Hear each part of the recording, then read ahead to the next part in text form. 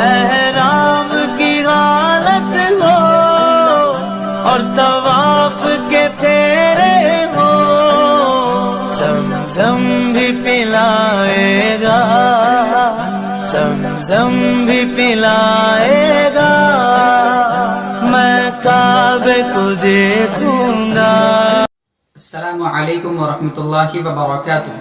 بسم اللہ الرحمن الرحیم۔ محترم و مکرم دوستوں، خلیفہ ثانی سیدنا عمر فاروق رضی اللہ عنہ، ان کی زندگی کے تعلق سے چند اہم باتیں آپ حضرات کے گوشے گزار کرتا چلوں، اور ساتھ ہی ساتھ آپ تمام حضرات کو یہ گزارش کرتا ہوں کہ اس ویڈیو کو اپنے محبین تک، اپنے دوستوں تک، اپنے رشتہ داروں تک پہنچانے کی پوری فکر کریں۔ سیدنا عمر فاروق رضی اللہ عنہ ایک ایسی شخصیت ہے، ایک ایسے حکمران ہیں کہ مسلمانوں کو ان کو اپنا آئیڈیل بنانا چاہیے، مسلمانوں کو ان کو اپنا رہنما تسلیم کرنا چاہیے۔ لیکن مسلمان ایک ایسی قوم بن چکی ہے دور جدید میں کہ جو اپنا حکمراں تسلیم ایسے شخص کو کرتی ہے جو اسلام کے چہرے کو نوچ رہا ہو، جو اسلام کو ہر طرح سے نقصان پہنچانے کی فکر کر رہا ہو، اور آج کا مسلمان انہی کو اپنا رہنما، اپنا آئیڈیل مان کے چلتا ہے اور اسی پر زندگی بھی گزار رہا ہے۔ میں سیدنا عمر فاروق رضی اللہ عنہ کی زندگی کے تعلق سے اہم باتیں آپ حضرات کے سامنے کرنے جا رہا ہوں، غور سے سنیے اور دوسروں تک پہنچانے کی پوری فکر کیجیے۔ سیدنا عمر فاروق رضی اللہ عنہ ایک ایسی شخصیت ہے جس کو محمد عربی صلی اللہ علیہ وسلم نے کہا کہ عمر انت لسان اللہ، تو رب کی زبان ہے، اور دوسری جگہ اللہ کے نبی صلی اللہ علیہ وسلم نے ارشاد فرمایا ہے لو کان بعدی نبی لکان عمر، اگر میرے بعد کوئی نبی ہوتا تو وہ عمر فاروق ہوتا۔ اور اللہ کے نبی صلی اللہ علیہ وسلم نے جو پیشن گوئیاں کی تھی آنے والے وقت کے لیے کہ یہ بھی اسلام میں آئے گا، یہ ملک بھی اسلام میں آئے گا، تو دنیا نے دیکھا ہے، تاریخ نے اپنی آنکھوں سے دیکھا ہے کہ سیدنا عمر فاروق رضی اللہ عنہ کے دور میں وہ تمام ممالک جن کے تعلق سے حضور اقدس صلی اللہ علیہ وسلم نے پیشن گوئیاں کی تھی، سیدنا عمر فاروق رضی اللہ عنہ کی محنت سے، اللہ رب العزت کی مرضی سے وہ اسلام کے زیر نگرانی میں آ گئے اور وہاں تک اسلام کی چھاؤنی قائم ہو گئی۔ عمر فاروق رضی اللہ عنہ کے تعلق سے بتاتا چلوں کہ انہوں نے 10 سال 6 ماہ حکمرانی کی ہے۔ ان کی دور خلافت میں اسلام کو قوت ملی، اسلام کو طاقت ملی، جس طرح کہ اللہ کے نبی صلی اللہ علیہ وسلم نے دعا کی تھی اللہم اعز الاسلام، اے اللہ رب العزت اسلام کو عزت عطا کیجیے، اللہ اسلام کو طاقت عطا کیجیے۔ عمر بن ہشام کے ذریعے یا عمر بن خطاب کے ذریعے اللہ رب العزت نے عمر بن خطاب کو چنا اور اللہ رب العزت نے ان سے کام لیا۔ عمر بن خطاب کے تعلق سے آپ جانتے ہیں یہ وہ شخص تھا کہ مقام ذبحینان پر یہ اپنا اونٹ انہوں نے رکایا اور خود اتر گئے، اور صحابہ بھی تھے، یہ اتر گئے، اترنے کے بعد اپنے آپ کو مخاطب کرنے لگے عمر تجھے یاد ہے وہ زمانہ جب خطاب تجھے لکڑی سے پیٹا کرتا تھا اور کہا کرتا تھا عمر تجھے اونٹ چلانے نہیں آتی، تیرا کیا بنے گا؟ لیکن آج عمر اپنے آپ کو مخاطب کر کے کہتا ہے کہ وہ دور مجھے یاد ہے، اور آج کا دور جو اللہ رب العزت نے مجھے دکھایا ہے، میں 22 لاکھ مربع میل پر حکمرانی کر رہا ہوں اللہ رب العزت کی مرضی سے۔ یہاں تک نہیں ہے، مسلمانوں نے تو اپنا حکمراں انہیں تسلیم نہیں کیا، لیکن ایک کافر لڑکی کا واقعہ آپ کے سامنے بتلانا بہت ضروری سمجھتا ہوں تاکہ ہم تمام کی آنکھیں اس واقعے سے کھل جائیں۔ تو غور سے سنیے، جرمنی میں ایک کتابی نمائش پہ ایک جلسہ رکھا گیا جس میں ایک لڑکی آئی جس کا نام مسز ولیم تھا۔ یہ کینیڈا کی ٹاپ یونیورسٹی میں سے جو یونیورسٹی تھی وہاں پر اس میں سے اس نے ٹاپ کیا تھا اور یہ وہاں پر پہنچی تھی۔ وہاں پہ پہنچنے کے بعد اس نے اپنے ساتھ 3000 کتابیں جو عنوان سیدنا عمر فاروق رضی اللہ عنہ کا تھا ان کو لے کر اپنے ساتھ چلی گئی۔ ڈائریکٹر نے پوچھا کہ 3000 کتابیں ایک شخصیت پر، کون سی شخصیت ہے ایسے؟ تو اس عورت نے جواب دیا عمر بن خطاب۔ جب اس کو بات کرنے کا موقع ملا وہ جرمنی کی سرزمین پہ کھڑی ہو کر کہتی ہے کہ اس دنیا میں سب سے پہلے اگر لبرلزم کا اگر کسی نے دعویٰ کیا ہے، آزاد خیالی کا اگر کسی نے دعویٰ کیا ہے تو وہ عمر کی ذات۔ اور انہوں نے وہاں پہ عمرو بن عاص کا قصہ بھی سنایا کہ عمر بن عاص کے لڑکے نے، عبداللہ جن کا نام تھا، انہوں نے ایک غریب کو اپنے کوڑوں کا شکار بنایا۔ تو یہ غریب آدمی عمر کے دربار میں پہنچا اور کہنے لگا کہ آپ کے مصر کے گورنر عمر بن عاص کے لڑکے نے مجھے مارا ہے کوڑوں سے۔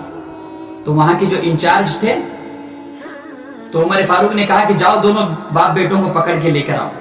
تو یہ چلے گئے اور پکڑ کر انہیں لے کر آیا عمر کے سامنے۔ جب لے کر آنے کے بعد اس غریب کے ہاتھ میں عمر نے چابک دی اور کہا کہ اپنا حساب پورا کر لو۔ تو وہ غریب نے اسے مارنے کے بعد عمر نے کہا کہ اس کے باپ کو بھی مارو، عمر بن عاص گورنر ہے مصر کا۔ سیدنا عمر فاروق نے کہا کہ اسے بھی مارو، مگر وہ غریب وہ کہنے لگا حضور ان کی کوئی غلطی نہیں ہے۔ تو عمر فاروق نے وہاں پہ تاریخی جملہ کہا تھا جو آپ کو سننا چاہیے۔ عمر فاروق نے کہا تھا کہ ماؤں نے تو اپنے بچوں کو آزاد جنا تھا، تم نے انہیں کب سے غلام بنا لیا۔ تو اسی بات کو لے کر وہ مسز ولیم کہتی ہے کہ آزادی کا نعرہ جس نے سب سے پہلے اس دنیا میں لگایا ہے وہ عمر کی ذات ہے، اور میں عمر کو اپنا آئیڈیل مانتی ہوں، میں عمر کو اپنا حکمراں مانتی ہوں۔ عمر کی زندگی کس طرح کی زندگی آپ کو پتہ ہے؟ آؤ اگر کسی کو حکومت کرنی ہے اس طرح سے کرے، اگر کسی کو عدل قائم کرنا ہے تو اس طرح سے کرے۔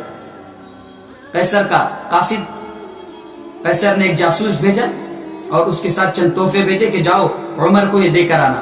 وہ قاصد مدینہ منورہ پہنچا اور اس نے ایک آدمی سے پوچھا کہ آپ کا حکمراں کہاں پر ہے، آپ کا بادشاہ کہاں پر ہے؟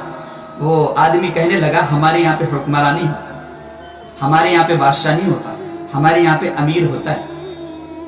تو اس قاصد نے پوچھا کہ امیر کہاں پر؟ انہوں نے کہا کہ وہ مسجد نبوی میں ہوں گے، جاؤ۔ وہ قاصد مسجد نبوی کے قریب پہنچا تو اس نے دیکھا کہ عمر ایک غارہ بنا کر مٹی کا وہ لوگوں میں تقسیم کر رہے ہیں۔ تو وہ قاصد پہنچا اور انہوں نے کہا کہ مجھے قیصر نے بھیجا ہے اور چند تحائف بھی آپ کے لیے قیصر نے بھجوائے میرے ہاتھوں۔